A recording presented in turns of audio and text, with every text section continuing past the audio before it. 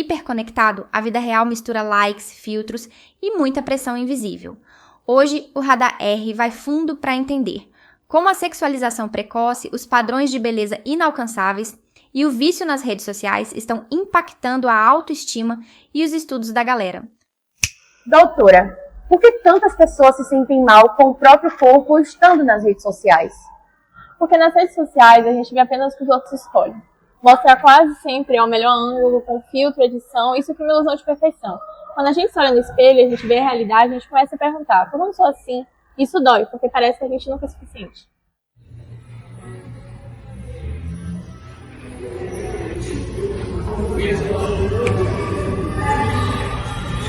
Gente, olha essa menina aqui no Instagram. Boa, linda, velho. O meu ser, o corpo desse sabia, ó. Também. Eu não queria. Vou deixar na academia. O que acontece dentro da cabeça de alguém que se compara o tempo todo?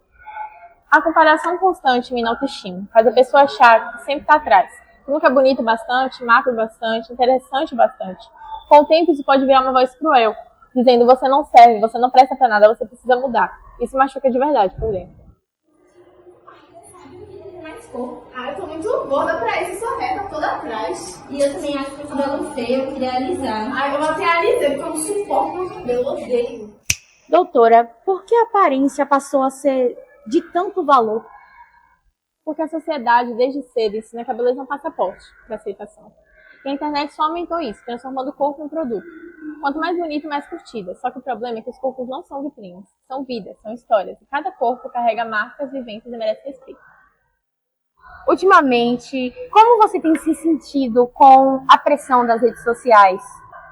Ultimamente, tenho me sentido muito perdida em relação a quem eu sou de verdade.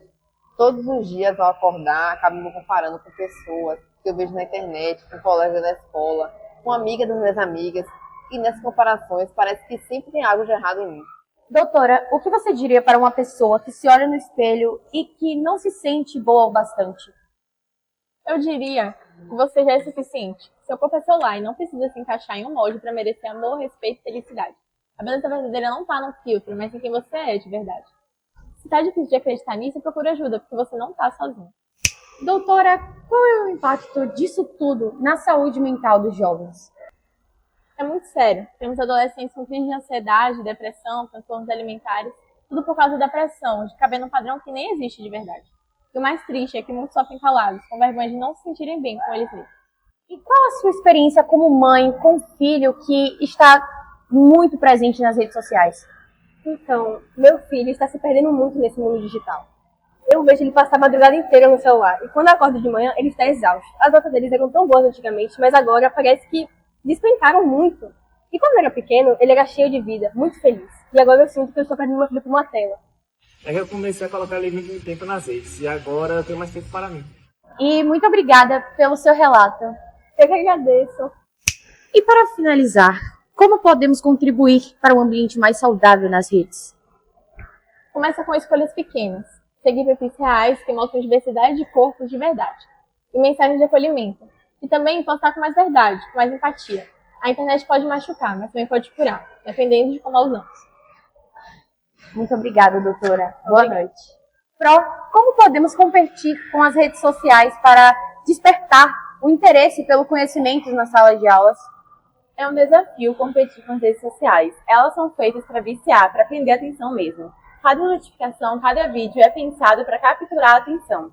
E enquanto isso, na sala de aula, nós professores tentamos despertar o conhecimento, mas parece uma luta desigual. A educação perde tempo e foco, exatamente o que as redes tiram. Eu sei que eu preciso estudar, só que às vezes eu fico vidrada em saber quem curte minha foto.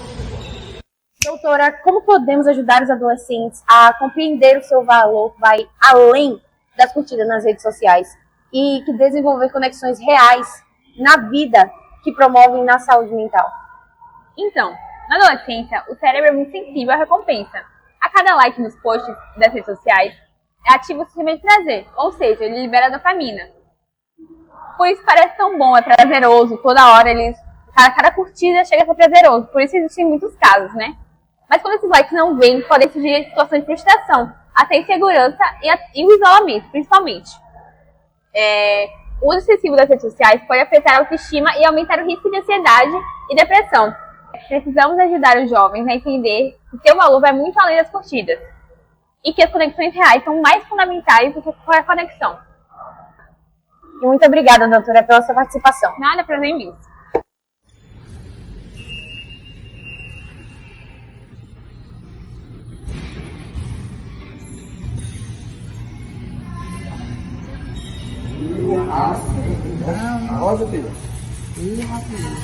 Muito bem, manda aí. Agora, continuando com os conflitos dessa geração, entramos em um tema mais obscuro e polêmico: a pornografia.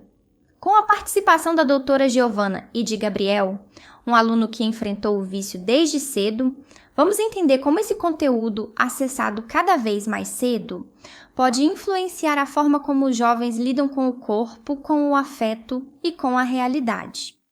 Como a exposição precoce à pornografia está impactando o desenvolvimento emocional e social das crianças? E quais medidas podemos tomar nas famílias e nas escolas para abordar esse tema de uma forma responsável? A gente precisa entender que a pornografia hoje está a um clique de distância. E as crianças estão acessando esse conteúdo cada vez mais cedo. Isso tem afetado diretamente o comportamento delas na escola.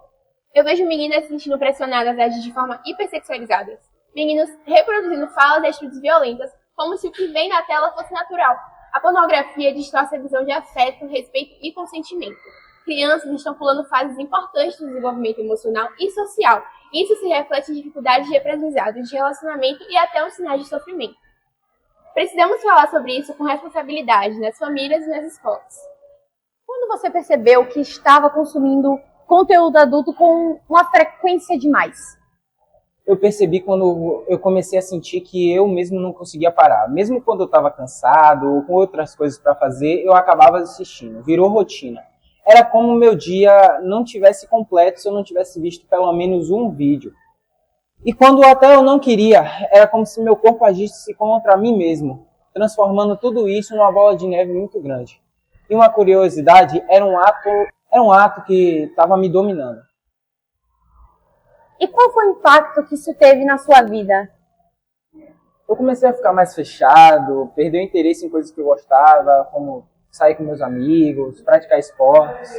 Minha concentração foi embora na escola. Minha cabeça vivia longe das coisas.